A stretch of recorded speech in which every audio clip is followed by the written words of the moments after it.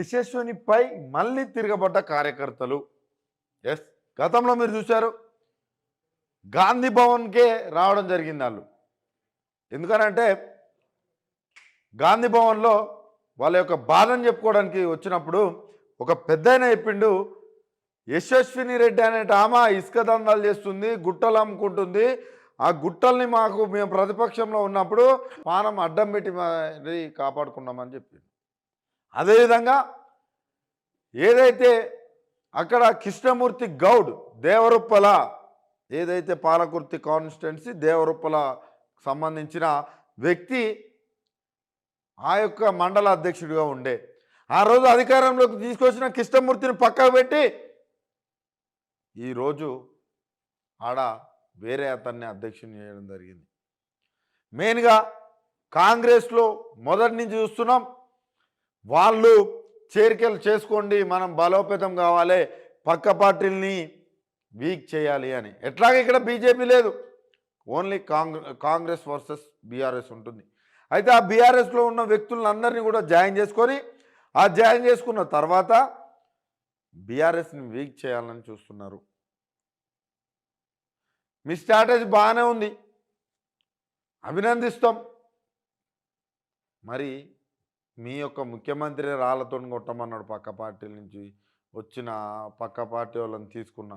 మరి ఇప్పుడు మీరు ఎట్లా కొడతారు? మరి ఎలా కొడతారు? వాళ్ళు 10 ఏళ్ళు భుజం మీద కాంగ్రెస్ జెండా మోస్తే వాళ్ళని కాదని వేరే వాళ్ళకి పదవులు ఇస్తే ఊకుంటారా? ఊకోరు కదా. మళ్ళీ ఈరోజు కూడా అదే అయింది. ఏదైతే పార్లమెంట్ ఎన్నికలకు సిద్ధమవుతున్న నేపథ్యంలో అక్కడ బీజేపీ నుంచి ఆరు రమేష్ నిలబెట్టడం జరిగింది. వర్ధనపేటలో మాజీ బీఆర్ఎస్ ఎమ్మెల్యే 1,00,000 మెజార్టీ వచ్చినప్పుడు కూడా ఈ ఎన్నికల్లో బోర్ల బొక్కలు పడ్డాడు.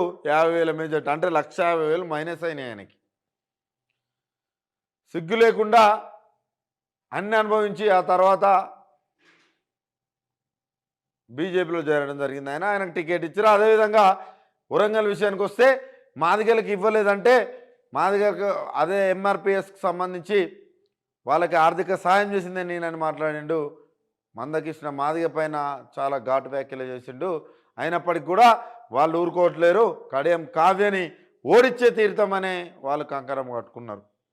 అదే నేపథ్యంలో స్టేషన్ గన్పూర్కి వెళ్ళిన నేపథ్యంలో అక్కడ వ్యతిరేకంగా కడియంకి వ్యతిరేకంగా లొల్లి జరిగింది. అంటే ఈ జనగం స్టేషన్ గన్పూర్ ఓడిపోవడానికి కారణమైన వ్యక్తులు ఈరోజు కాంగ్రెస్ పార్టీలోకి వచ్చి మళ్ళీ ఎంపీలుగా పోటీ చేయడం అంటే వాళ్ళకు చాలా ఇబ్బందికరంగా ఉంది. కాంగ్రెస్ కార్యకర్తలకి, ఏ కార్యకర్త అయినా అంతే. రేపు బీఆర్ఎస్ కావచ్చు, బీజేపీ కావచ్చు, బీఎస్పీ కావచ్చు, ఎంఐఎం కావచ్చు, ఇంకా ఎన్ని దేశంలో కావచ్చు, రాష్ట్రంలో కావచ్చు, ఎన్నున్నా అన్ని పార్టీలు ఉన్నా కూడా ఆ పార్టీలకి ఎవరైతే కష్టపడి పనిచేస్తారో వాళ్ళని కాదని వేరే వాళ్ళకి ఇస్తే ఎవరికైనా కోపం వస్తుంది. కాబట్టి ఈరోజు మళ్ళీ కూడా ఏదైతే సమావేశం నిర్వహించారు పార్లమెంటు ఎన్నికల నేపథ్యంలో అక్కడ పాలకుర్తికి సంబంధించి ఝాన్సీ రెడ్డి ఇన్ఛార్జిగా ఉన్నారు. ఎవరైతే యశస్విని రెడ్డి గారి ఎమ్మెల్యే యశస్విని రెడ్డి గారి అత్త ఉన్నారో వాళ్ళు ఇన్ఛార్జిగా ఉన్నారు. వాళ్ళు బీఆర్ఎస్ పార్టీలో ఉన్న వాళ్ళని అందరినీ కూడా చేర్చుకోవడం వల్ల అక్కడ వర్గపోరు వస్తుంది. నేను అటు జనగాం కావచ్చు, ఇటు ఎందుకు పోయినంటే ఈ దేవరుప్పుల ఇవన్నీ కూడా జనగాం డిస్టిక్లో ఉంటాయి. కాబట్టి వీళ్ళందరూ కూడా మరొక్కసారి కూడా తిరగబడ్డ నేపథ్యం కనిపిస్తుంది. ఎందుకనంటే ఇప్పుడు కడేమో బీఆర్ఎస్ నుంచి గెలిచి కాంగ్రెస్లో వెళ్ళిన వ్యక్తి. అదేవిధంగా అక్కడ చూస్తేనేమో పరిస్థితులు ఆ రోజు నన్ను దయాకర్ రావు ఇబ్బంది పెట్టిండు, నన్ను ఏదైతే పౌరసత్వం విషయంలో నియోజకవర్గం విడిచిపెట్టిపోవాలని ఏడిచిర్రో ఈ అత్తకోడలు, వాళ్ళనే వాళ్ళ యొక్క దయాకర్ రావుకు ఓటేసిన వాళ్ళని, దయాకర్ రావు అనుచరుల్ని ఈరోజు తీసుకొచ్చి కాంగ్రెస్లో కలిపి వాళ్ళకు పదవులు ఇస్తా అంటే కాంగ్రెస్ కార్యకర్తలు ఏ విధంగా ఊరుకుంటారు? వాళ్ళు చేసేది కరెక్టే. అందుకే నేను చెప్పినాను, ఇంతకుముందు ఒక వీడియో చేసినాను, ఆ వీడియోలో కూడా చెప్పినాను, ఇది పెద్ద మైనస్గా జరుగుతుంది కాంగ్రెస్కు. ఈ ఈసారి ఈ ఎన్నికల్లో ఓటమి అంచున ఉంది. చాలా బలమైన నాయకులు బీఆర్ఎస్ పార్టీలో కింది స్థాయి నాయకులు కూడా గట్టిగా తయారయ్యే పరిస్థితి ఉంది. అసలు ఇప్పుడు బీఆర్ఎస్ పార్టీలో ఏదైతే అంటే కొన్ని నేమ్స్ మనకు ఇప్పుడు వరంగల్ ఎవరైతే బీఆర్ఎస్ అభ్యర్థి ఉన్నారో కొంతమందికి అయితే తెలియదు. అంటే వాళ్ళ నాయకులుగా తీర్చిదిద్దుతున్నారు. పక్క పార్టీల్లో నుంచి తీసుకొని వాళ్ళ నాయకులను చేస్తలేరు. ఏదైతే ఎన్నికల ముందు జాయిన్ అయిన వాళ్ళని నాయకులను చేస్తున్నారు. మరి మీ దాంట్లో కార్యకర్తలుగా పనిచేసి కార్యకర్తలుగానే చచ్చిపోవాలా?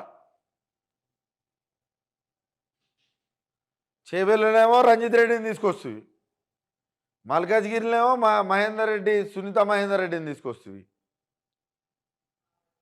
సికింద్రాబాద్ ఏమో దానం నాగేందర్ని తీసుకొస్తుంది, వరంగల్ ఏమో కడియం కావ్యం తీసుకొస్తుంది. వీళ్ళందరినీ కూడా పక్క పార్టీల నుంచి తీసుకొచ్చి వాళ్ళ నాయకులు చేస్తుంటే తిరగబడరా?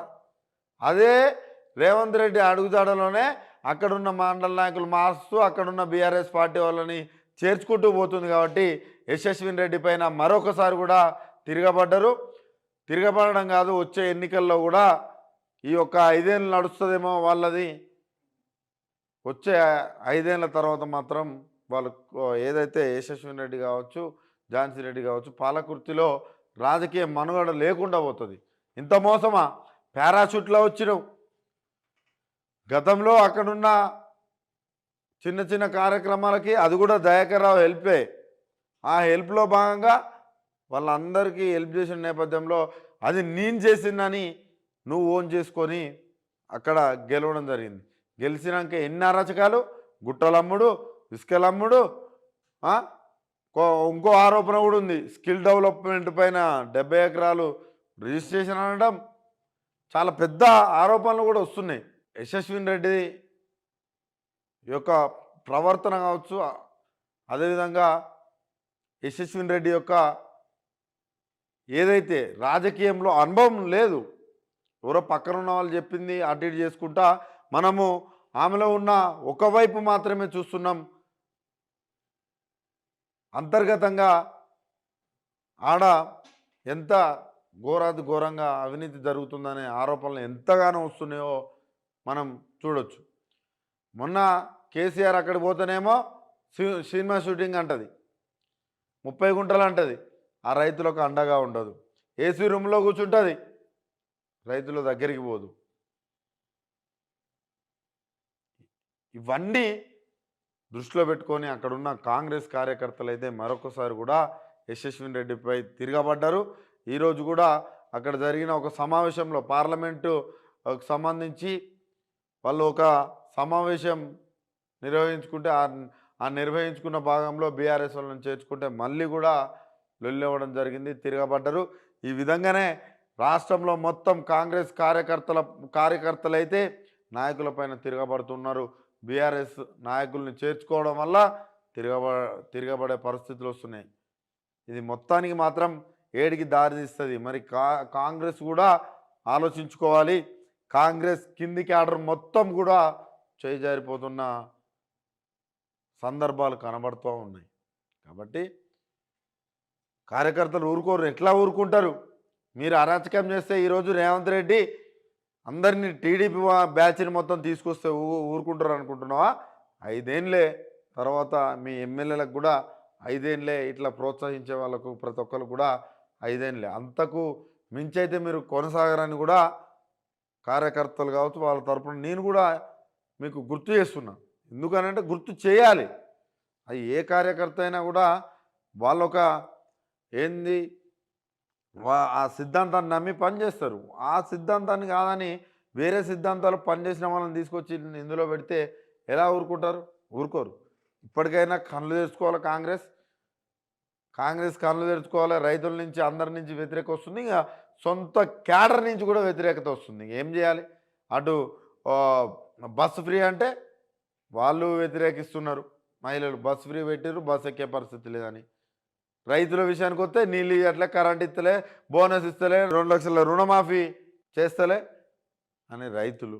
ఇక లాస్ట్కి వచ్చారికే మీ కార్యకర్తలు మీ మీద తిరగబడే పరిస్థితి ఈరోజు అవపడుతున్న పరిస్థితులు.